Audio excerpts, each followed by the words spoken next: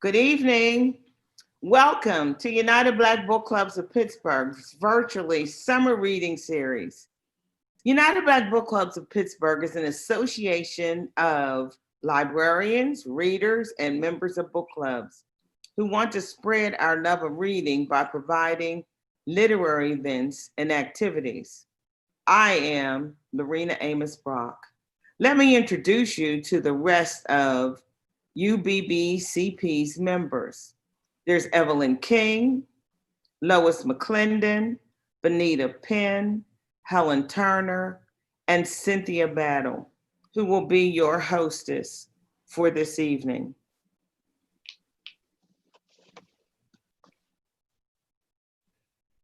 Hello, everybody. So, normally, our events take place at Homewood Library, but the threat of the coronavirus has closed the library. So we decided our celebration of reading would be presented virtually to promote the talent of some of our local authors who each address in her or his own way the 2020 theme, literary healing. What does it mean to be free? We are living in strange times with stressful events and traumatic truths. Our summer reading series goal is to show you that you can use literacy to heal.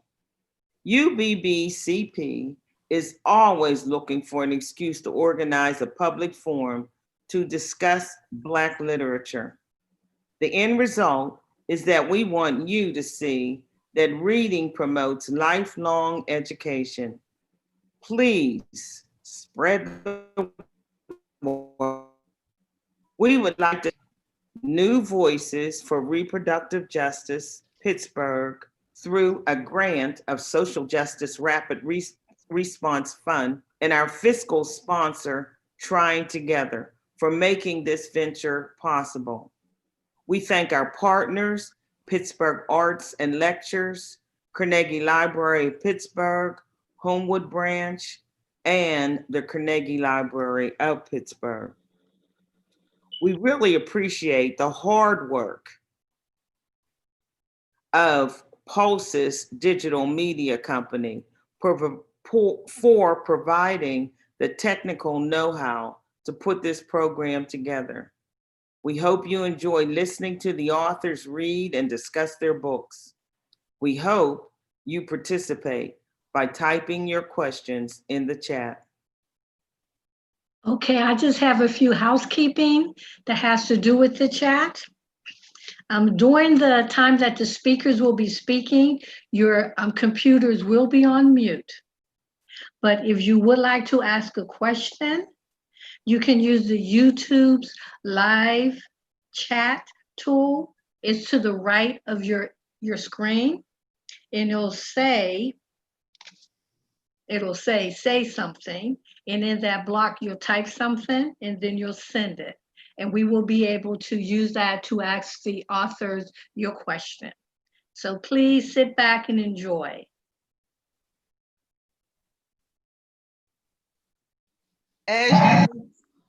As you can see, I'm excited and anxious to get this thing on because we have two wonderful local authors, and I'm just so proud to have them there. So if I seem a little anxious, it's because I'm just so excited to see you guys here. Welcome, everybody. As you know, we have two wonderful local authors, Miss Myneesha King, who she will share her wonderful picture book of Angels Don't Wear Wings, They Wear Jackets. I wonder what that's about. And we can't forget Miss Shalise Gardner. Sorry if I said that wrong. And she has a wonderful, inspiring book that The Adventures of Sable Brown. So I'm just excited. And we're going to start off with Miss Myneesha King, if that's okay. All right. Hi, everybody. Thank you again for tuning in, and thank you for having me. The United Book Club, the United Black Book Club of Pittsburgh. I appreciate the opportunity. It's a pleasure being here with you this evening. I am the children's book author of Angels Don't Wear Wings. They wear jackets. Sorry, I mix it up sometimes, but it is Angels Don't Wear Wings. They wear jackets. And I will read a short passage from the book. That's correct. Yes. All right. So I selected a passage that kind of sums up what the book is about, or the overall idea. So I'm just going to start. Um, Again, my son, who's 10 years old, illustrated this book. And so this story, the concept is all about when he was a young boy, and along with his brothers, and all the stories that I shared with them about the importance of angels in their lives, and how angels watch over us as early as being a little baby, and all throughout, growing up. And so this is when we were having dinner. And I'll just start right here, kind of closing out the book. It says, that night at the dinner table, I started to think again about angels. My dad was in the kitchen fixing our plates, and I couldn't stop thinking about what Mommy said about angels. I said with a puzzled look on my face, Mom, yes, dear, she replied. I don't think angels wear wings. They wear jackets. Daddy laughed, saying, you may have a point, son. Why do you think that? I responded, well, I know Mommy always said angels protect me, they keep us safe, and they help me. Although I've never seen an angel that wears wings, I do see my teachers. They help me every day, and I learn so much from them. I remember all the times the doctors and nurses helped me when I was sick. I remember the police officer who protected that elderly lady while crossing the street. I won't ever forget those firemen that made sure we were safe when the alarm sounded late at night and scared us all out of our home. I saw Mr. Willis, who kept me from falling at school. Every last one of them wear jackets. They don't wear wings. That's my boy. I couldn't have said it better myself, Dad replied. I continued, maybe when you're a baby, you can only see your angels in your sleep. I think when you get older, you see your angels a lot, but they're just ordinary people. People like you and me who care for others. People who are nice, helpful, and make others feel safe. You guys want to know who my best angels in the whole wide world are? I asked. Who, Mommy asked. You two are my favorite angels in the whole wide world. You take the best care of me, always there when I need you, make sure I'm loved, and keep me and my brother safe. I've never seen either of you wear any wings, but you wear jackets, though, I said. I smiled so big. Mommy smiled, and Daddy did too. Maybe you're right, son, Mommy said. He gave me a big hug. I always wished I could see my angels, I said with confidence. I was seeing them all along. They just didn't wear wings. They wear jackets, and I'm grateful for all of them. And I'll stop there. Thank you for listening. That's nice. Thank you so much. That really does says it all. And you think about all the small children in all the communities, and you don't even think about. I mean, you don't even think about how every day someone's doing something to help.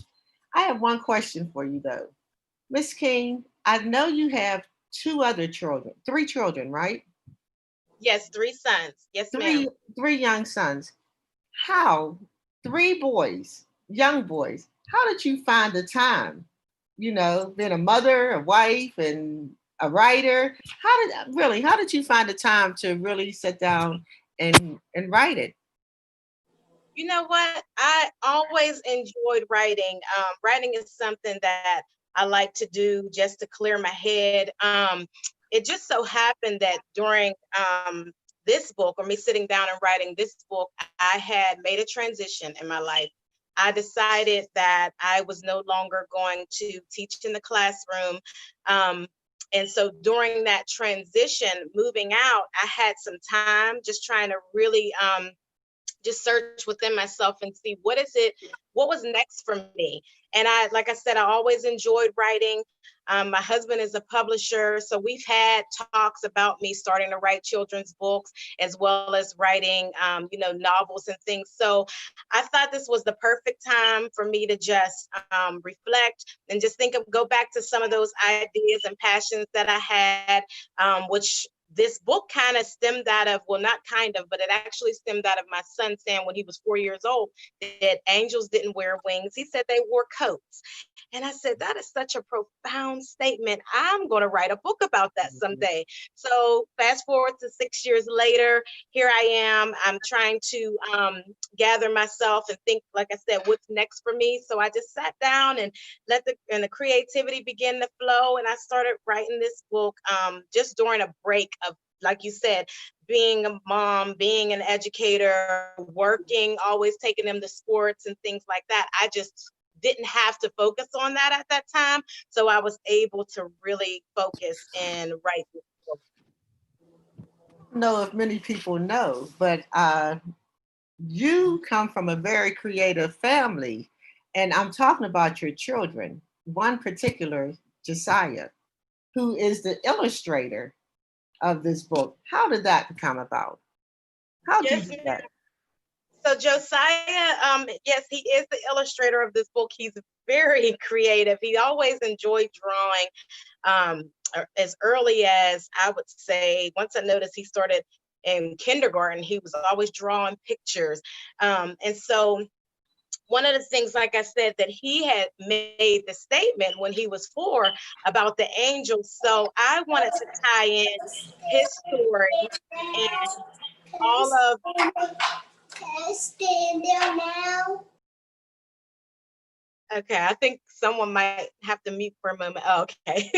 So I wanted to tie in all of the moments that we shared together and all of the stories that I've shared with him as a young boy. And during that time, thinking about it, thinking of reflecting again, I said, you know what? I think it would be great if you did the illustrations for this book. This will be a project, a mother and son project. And he was excited because, as I said, he loves to draw. His teachers would say, you have to send him more notebooks for him because he's drawing over everything. So I said, this will be perfect. So he just started reading it, drawing out. I said, I want you to really, whatever you see when you read this story, that's what I want you to draw. So it ended up happening to where he drew it by hand, but then he ended up designing the pictures on the computer. And he said that was really tough for him. But he did a lot of the artwork, and I don't even know the program that he used. But as I was watching and seeing what he was developing, I was just really amazed and appreciative. And I just wanted this to just to be something special for him as it was for me. So how old was Josiah I thought he was 8, but how old was he? So when he started drawing, when he illustrated this book, he was 10. Okay. He's now 11. Maybe what you are thinking of is when he was 8. He actually wrote his own book. So Josiah's an author as well. Yes, so he is a young boy of many talents. He wrote a book titled Outer Space and Me, and I believe that was when he was 8. So we're going to talk about that in a second, but could you show us a little bit of Josiah's work? Because I'm telling you, it was so inspiring for some of the children that I work with who's very young, younger than him. So this was just an inspirational opportunity to show to the young children. But also more importantly is that you went to Westinghouse, you're from Pittsburgh, and the children that I deal with or from Homewood. So that made it very, very, very special. Show us a couple of things. Awesome. I sure will. So we'll take a look at, I don't know if the lighting is bad, but this Okay, is the cover. And this was his concept of seeing those jackets hung on a clothing line and the little angel's wings are down on the ground. And so that was his concept for the cover page. He also, let's see, these were like the angels watching over him, or, you know, what his concept as a baby, what his idea as a child was, what angels may look like. This picture is so sweet because it's him in the bed, but that blanket that he drew is actually a blanket that I made for him when he was a baby. So he used that blanket in the image. This was his teacher. I don't know if you guys can see it when he fell on the ground. He talks about that, and that was that photo. And I think one of my very favorite, I'll go to the back because this one kind of captured a lot of our family at the dinner table. And I thought there was so much detail in this picture. You know, he has, I think there's a picture, a portrait on the wall and the food on the table and things like that. So I really was impressed myself. Those were some of the drawing or the illustrations that he came up with. Well, I've certainly looked at the Outer Space book. In fact, my 8-year-old grandson critiqued it, and he said he would give it a 9.5. The Outer Space one, yeah, he did that last night. You know what? I'm always around young, creative children, and sometimes the parents don't recognize it as being so, you know, they think the children are just rambunctious. What can you tell some of the moms or dads that might be tuned in about how to pick up or tune in when their children are creative, such as yours? You got writers and illustrators and publishers, and what can you tell? Is there anything? Yes, ma'am. I always enjoy telling parents to, you know, pay attention to your children, find out really early where are their interests, what things are they passionate about, what do they do really well, and foster those things. You know, and sometimes we may have an idea of parents of what we would like our children to do or what we would like them to be interested in, but they develop naturally. And if you pay attention to their gifts that are within them, you can steer them in that direction based upon their interests and where their strengths are, rather than trying to make them something, you know, of what you would like them to be. And then when we're thinking about creativity, you know, everybody has a bit of creativity in them, whether that may be, you know, musically, whether it is artistically, writing, drawing, dance, whatever that may be. You can develop that as well through training.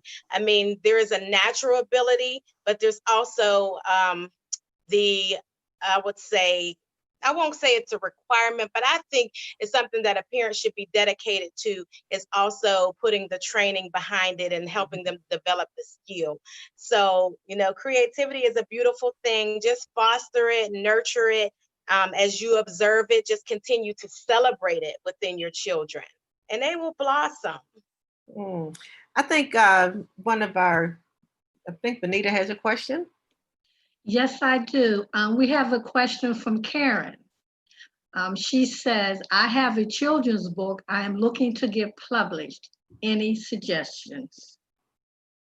Well, of course, I'm going to say we have a publishing company, so I'm going to definitely put a plug out there for us. As I mentioned, we are a family of writers, but my husband is a publisher. He publishes all of our books. So if you're interested, you can definitely check out the website. It's www.kingspresspublishing.com. Again, that's www.kingspresspublishing.com. That would be one that I would highly recommend. But there are many options out there, whether you want to self-publish. I do the marketing. So I couldn't really answer many of the publishing questions. However, I could direct you there, as well as just looking up, you know, some other, I think you can do some publishing through Amazon as well. So yes, congratulations to you and your ideas and what you plan to do, Karen. Are you creating anything else that we can look forward to? And if you are, will Joshua be the illustrator?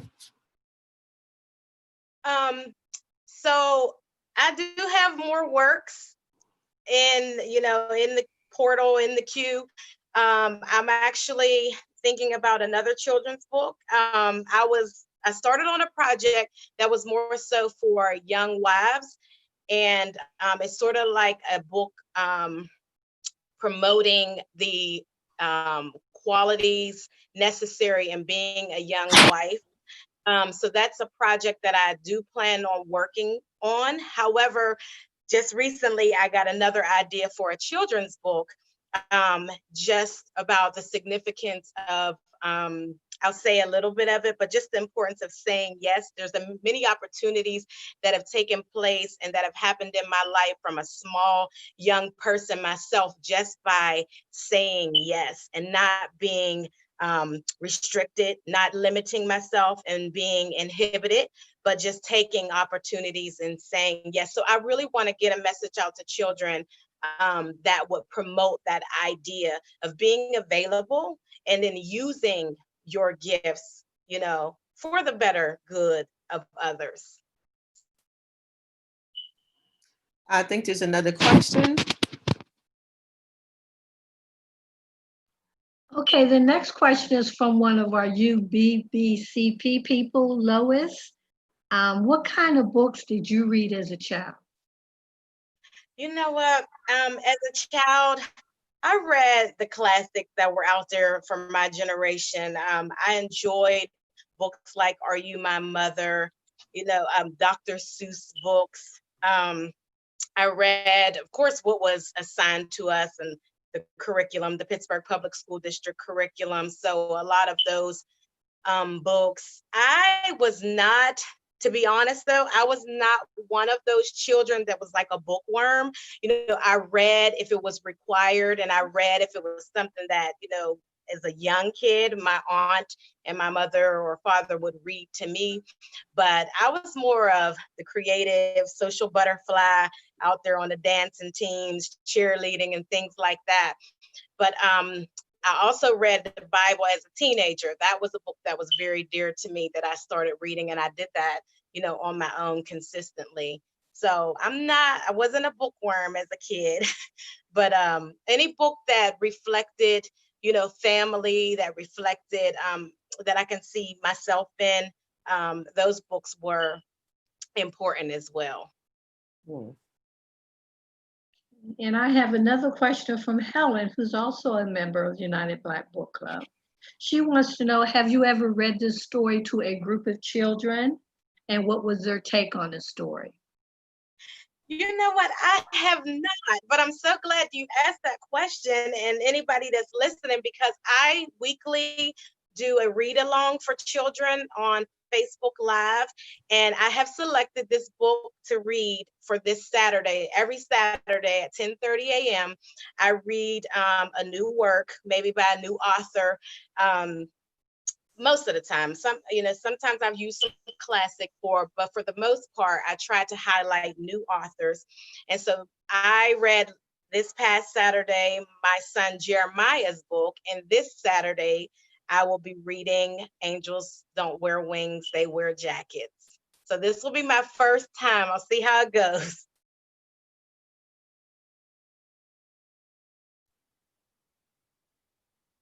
Okay, if there's some more questions.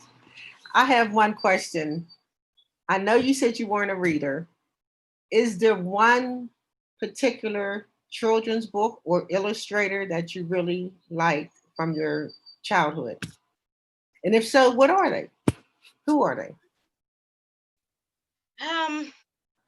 Really thinking back, not necessarily children's book. I was a fan of Ntozake Shange. That's not a children's book author. So no, I can't think of any illustrators at that young age or books that I would highlight. Sorry. Oh, no, that's fine. I'm looking to see if we have any more questions. Well,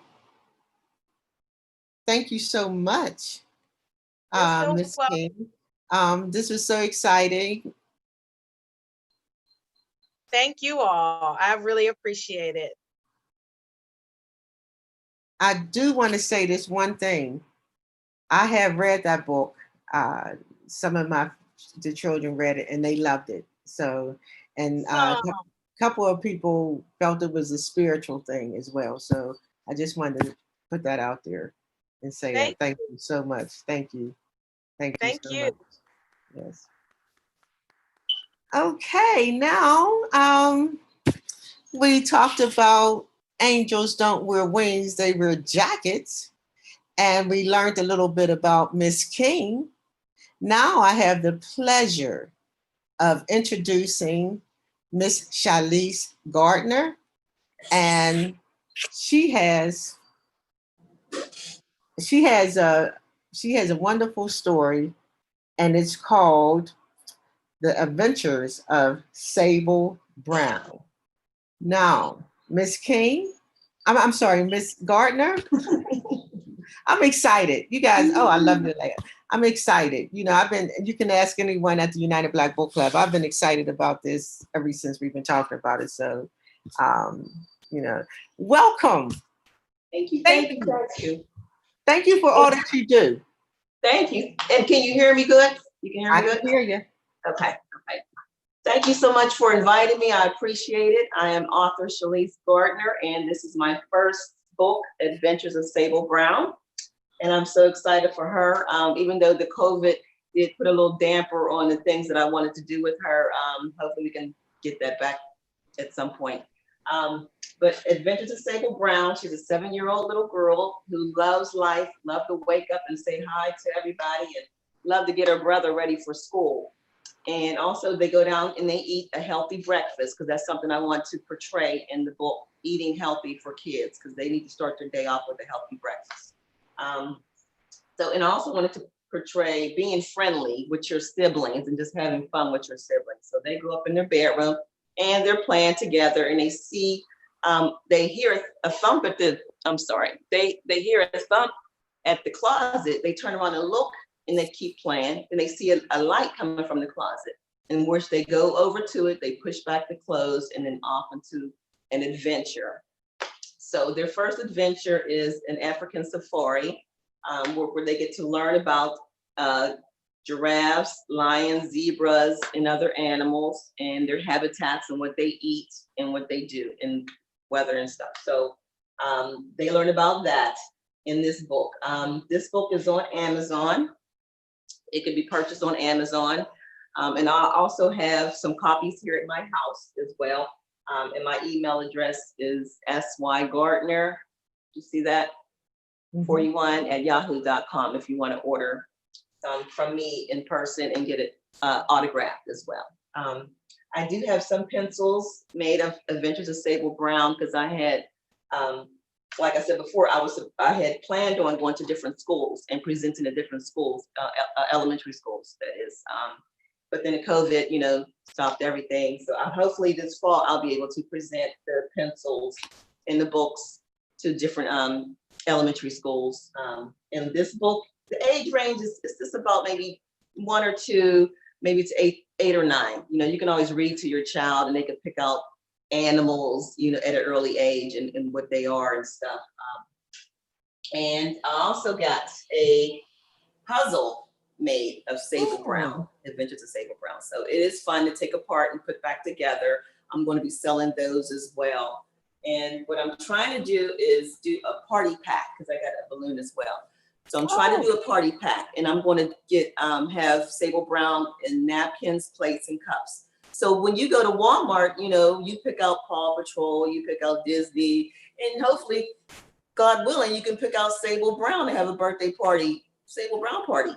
So that's my dream, that's my prayers, and I'm just having fun with it. I've always wanted to write a book at a very young age, but I have 3 young adults, so I had to get them out the way first. And then, you know, now the focus is me. It's me, it's my time. So now is Sable Brown. And I am working on her 2nd book, and it's Adventures of Sable Brown Under the Sea. And you will be learning, because in this book, she's with her mother. In the 2nd book, the father is involved. I thought that was very important to have the father involved in this book, the 2nd book, because I didn't put him in the 1st book. So having the father involved with the kids, spending time with the kids and playing with the kids, I thought that was very, very important, especially today in society. The Black males is not really in the household too much. You know, I know mine wasn't.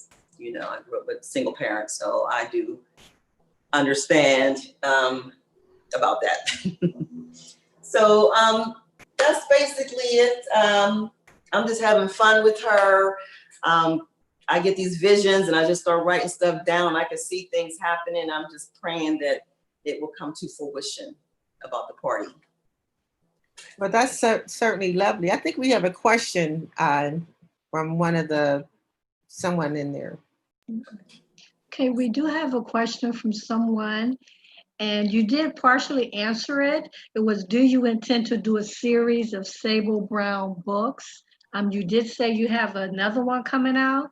Do you also Yes. have some coming out after that one? Yeah, I did say that I was doing a book of 3, but I got to leave that up to God. You know, whatever he says, order my steps, that's the way I'm going to go. So it's going to be probably beyond 3, because I do have a lot of creativity and ideas that I want to take her and see how that goes. So yes. Okay. Okay, we have another question from Lorena, who is also part of our United Black Book Club. She asked, how did you research about the animals and what did you decide was important? I did look on the internet, like National Geographic, and I just looked up some animals because I wanted to pick out almost like different kinds of animals, not always the same ones. And here's my grandson right there. He gave me the inspiration to write the book. Say hi. So I picked out certain animals. They was carefully picked out because I know zebras, you know, you don't know too much about zebras. And zebras, their patterns are different. You know, yes, go ahead and get some drink. They have different patterns. So I picked out the different ones. It wasn't that hard to do, but there's just certain animals I just wanted to portray, like the hyenas. How much do we know about hyenas? I don't know too much about that until I did the research on them. Yeah. Okay, and another question from Marina is, did you have a message for children in your book? Yes, the message is learn about animals. That was one of the messages, and the other message was hygiene, because there's my little Sable Brown brushes her teeth. So personal hygiene is very important. Eating healthy breakfast is very important, and learning about animals is very important. Yes. Any more questions? I think I do. I have one more.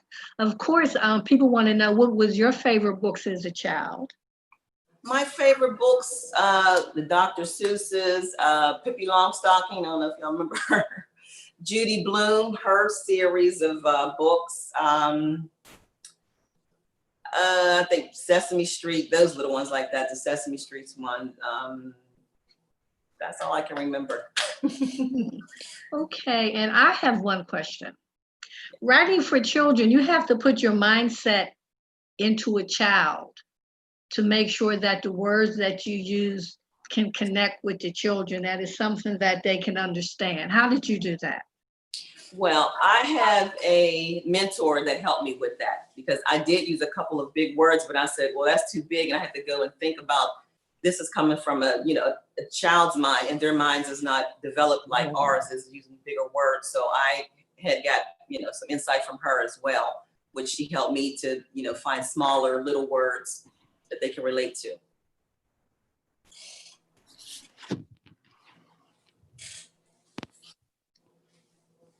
When I first read The Adventures of Sable Brown, I immediately thought of Mr. Rogers and his neighborhood of make-believe, Okay. because Sable Brown uses her imagination and goes into a whole new world inside her closet.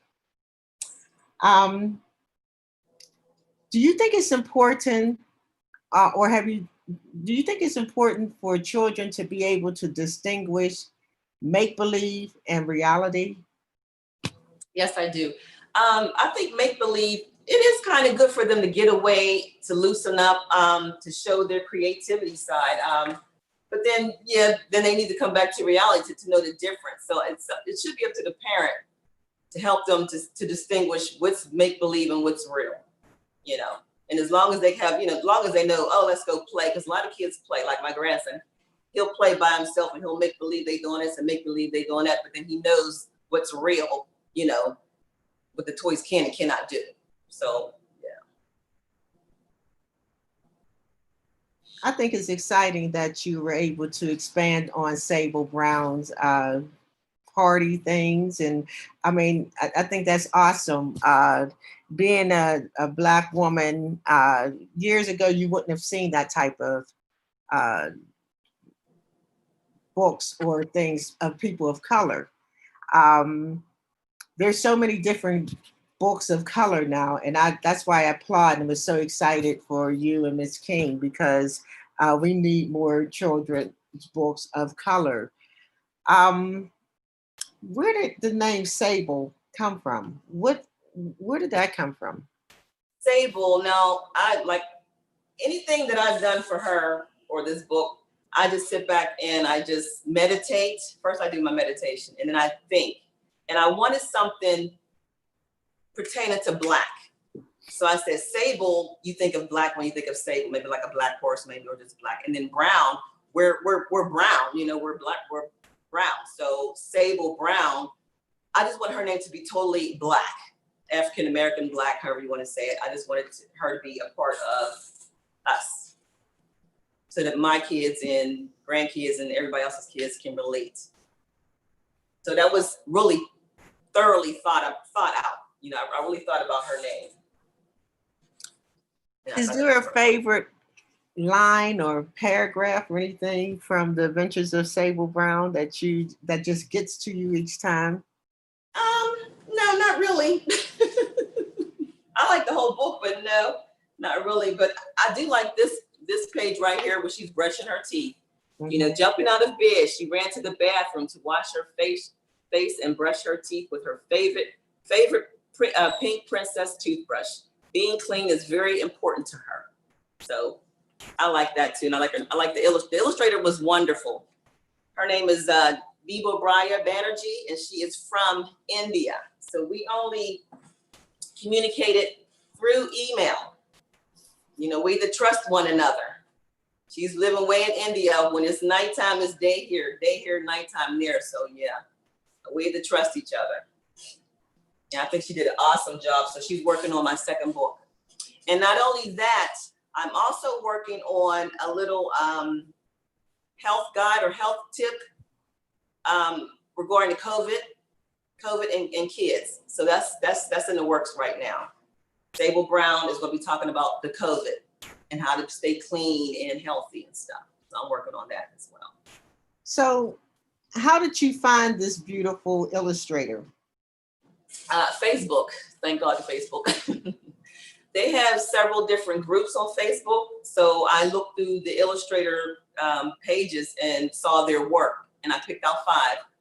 And I contacted them and I gave them 5 questions, and also asked their price. You know, their price is also, you know, has to be reasonable with me. So and I narrowed it down to 2 and then narrowed down to her. So yeah, she was affordable and she's awesome. Plus she's also she does 3D also. So she might be doing Sable in 3D. Mm-hmm. Yeah. I did a little research and checked out some of her illustrations, and it's very nice what she does. It's so many. I'm just amazed that you found the illustrator on Facebook. You know, I wouldn't even thought about that. but I guess everything is on Facebook now. Yes, and I would love to get, another thing I'm working on, but it's so hard, is get Sable Brown baby doll. The designers that I talked to, they're backlogged because of COVID-19. The companies, they shut down their companies, so they're backlogged and making baby dolls. So I have to sort of do more research on that. Do you know many African-American illustrators? No, I don't. No, I don't. Okay, I was just asking. I'm a children's book lover and I love books, and we've come a long way from illustrations and books and all that there is stuff. And I don't know, it's just fascinating to me how the illustrators can sometimes match the text on the actual book. Right. You know, and it's just wonderful you were able to pick someone out. Unlike Miss King, she has a whole house full of illustrators and publishers and writers and everything. So she's very lucky in that part. She's So, blessed. That's a blessing. Yes, it is. Yes, it is. Oh, was there another question? Let me see.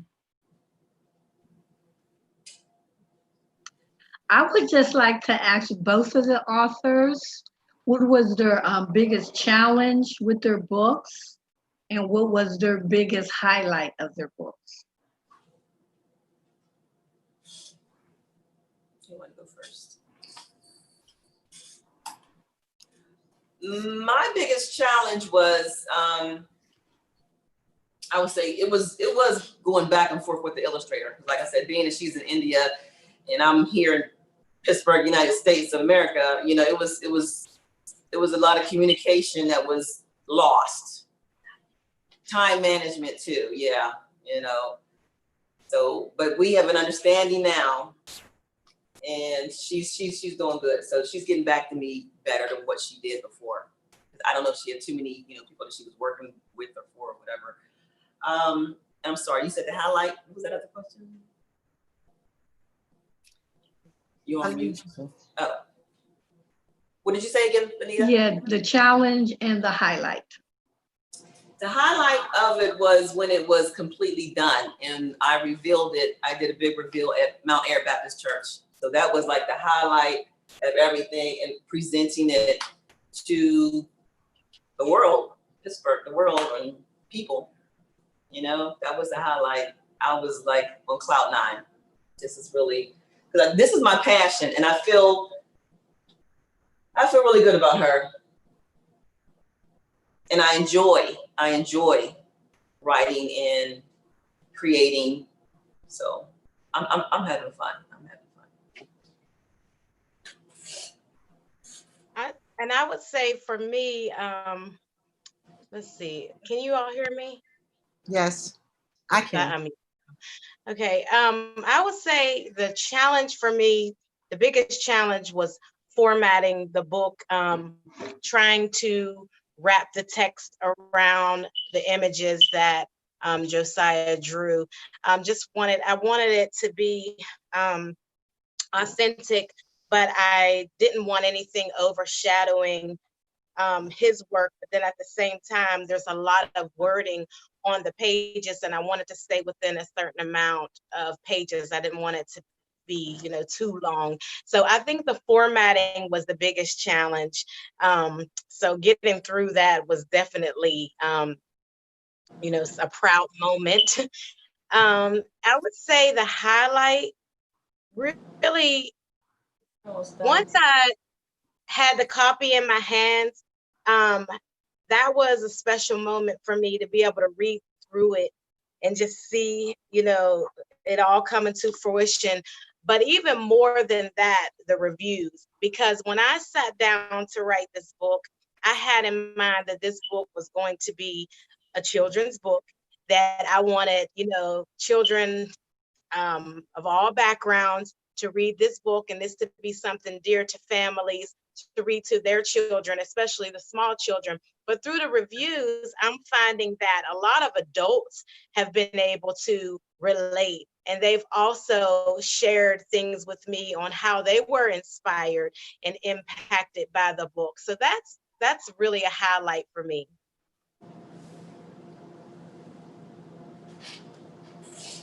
We have one suggestion from Tony, another member, for Shalise to check with Ujima Collective about the dolls.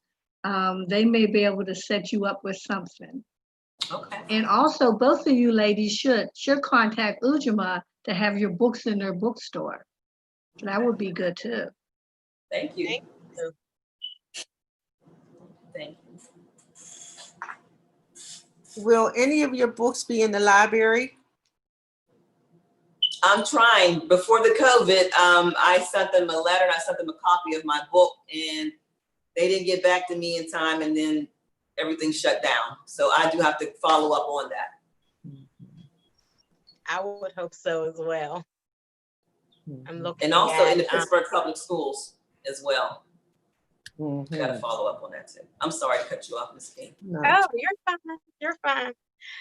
I was just saying that I'm looking forward to placing the book in a lot of bookstores as well as libraries. Shalise, would you bless us with a page or two of because I've read the book, you know, and I don't know if any of our viewers had. So could you bless us with a page or two of the Adventures of Sable Brown? Okay. Can you see that? One bright sunny morning, a bluebird was chirping outside of Sable's bedroom window. She woke up with a big smile on her face, waving, saying, "Good morning," to the bird. I read that one already. Okay. Sable puts on her favorite yellow dress with pink flowers. She then twirls in her mirror before heading to her baby brother's room. Sammy is Sable's baby brother, who is 1 year old. Is that good? Get your copy today on Amazon. Very nice, very nice. I think that you ladies are just doing wonderful work in adding to the collection of beautiful children picture books of children of color, which is very, very nice as well. So, Thank you. Thank you. were there any other questions? Okay. Now, you said, Ms. Gardner, you have adult children. How do they Yes. feel about your books? They are so proud of me because I'm going and, I'm it's one of my dreams and goals. So they are very supportive. They are very supportive because they're all in their, talents and goals and stuff. So they're seeing that their mama has talents and goals too. So they're very supportive. And I know that you were inspired by I thought it was your son, but your grandson. My grandson, yes. What is his favorite part? What is his favorite part of the book? If he has I a don't, he just knows grandma's book and that's it. He's how old? 3? Did you say? Yes, he's 3 years old. Oh, right. Yeah. Does So he have a favorite? Does he have a favorite book other than grandma's book? No, he don't have a favorite, but he has a lot of them. So mine's is mixed up with the rest of them. What book do you enjoy reading to him besides The Adventures of Sable Brown? Well, I just bought some books. And this one right here, a good friend of mine, her name is Erica Pullum, and she's an author. And I just bought her book, and this is I Am America's Most Wanted.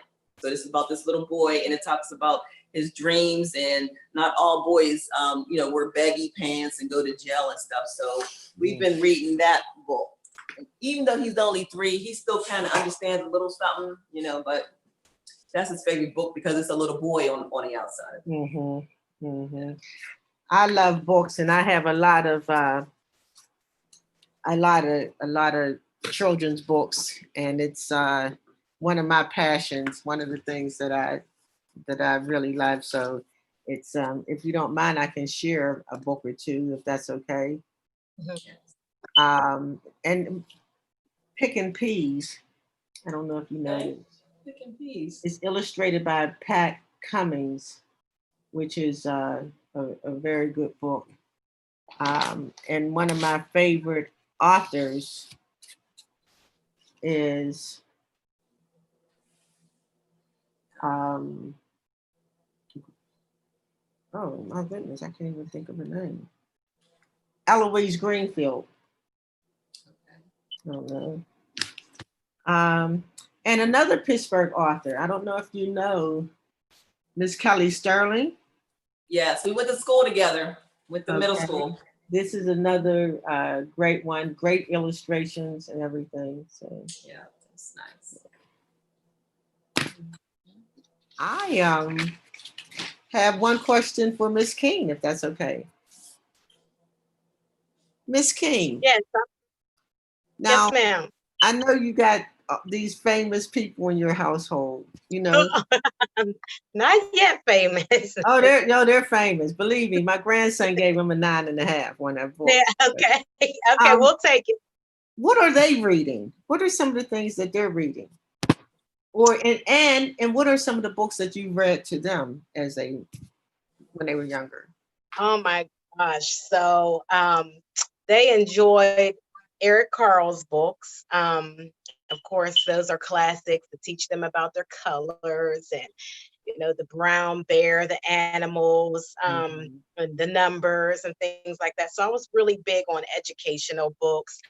The books that they are reading now is interesting. It's funny that you asked that question, and I'm laughing because my husband has written books to teenagers, and he has the older boys reading those books because we believe in our household that you should read books that are above your level. So even though they were just in elementary school, we had one middle schooler. He has them reading those books to kind of develop their reading, and then also there's like quizzes along with it, so we have to make sure that they understand and they're comprehending what they're reading, and a lot of that is about our culture. So he's wrote a book titled People on the Move, the African Diaspora, so they're reading that. He's also written a book called It's Time for the Talk, and that's the police, the community, and me. So it's teaching young children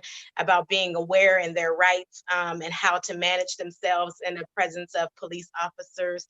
So they're reading those. And then they also have to read their own books to be familiar, and also take the quizzes that are attached to those, because someday they're going to have to talk to people about their books, and they're probably going to be asked to speak about their books. So they need to be really familiar with it.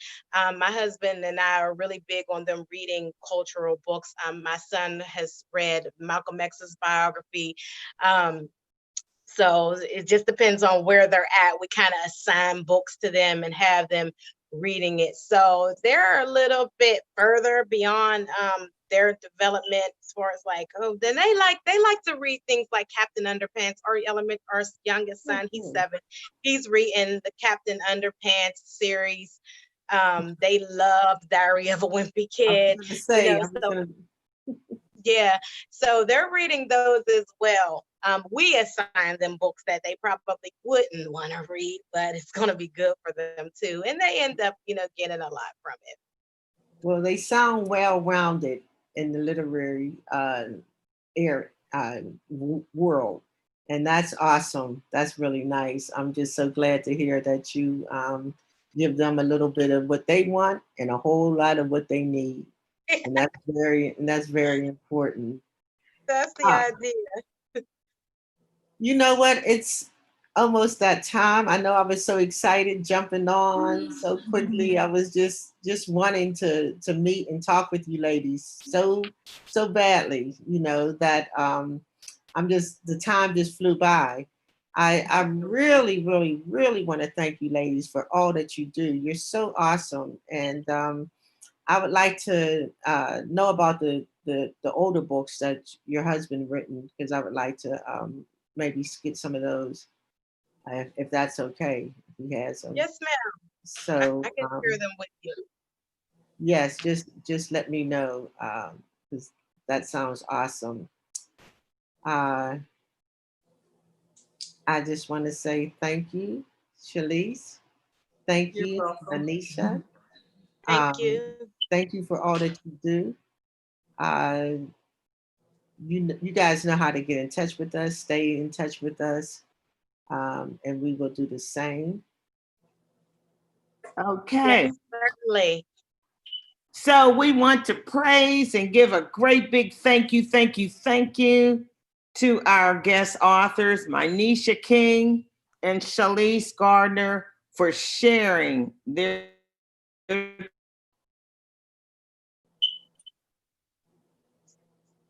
theme. Her husband is talking about all of the trauma that we've had to go through. So literacy is healing. So to all of you, we really appreciate you joining our ride with the wind of reading. And don't forget to purchase the books and read, please, to your children, even those in the womb, because we want lifelong learners and scholars. Please fill out our survey, and next week we will discuss lessons from the dinner table, my journey in food service with author Hazel Jackson. Don't forget to go to the website and get your to Eventbrite invitation to get your free ticket. Bless you all. Be safe and read. Never stop reading. And when you can't read anymore, write. Right. Baldwin said that. Good night. Good Good night. night. Thank you, ladies. Thank Thank you. you. Bye. Thank you.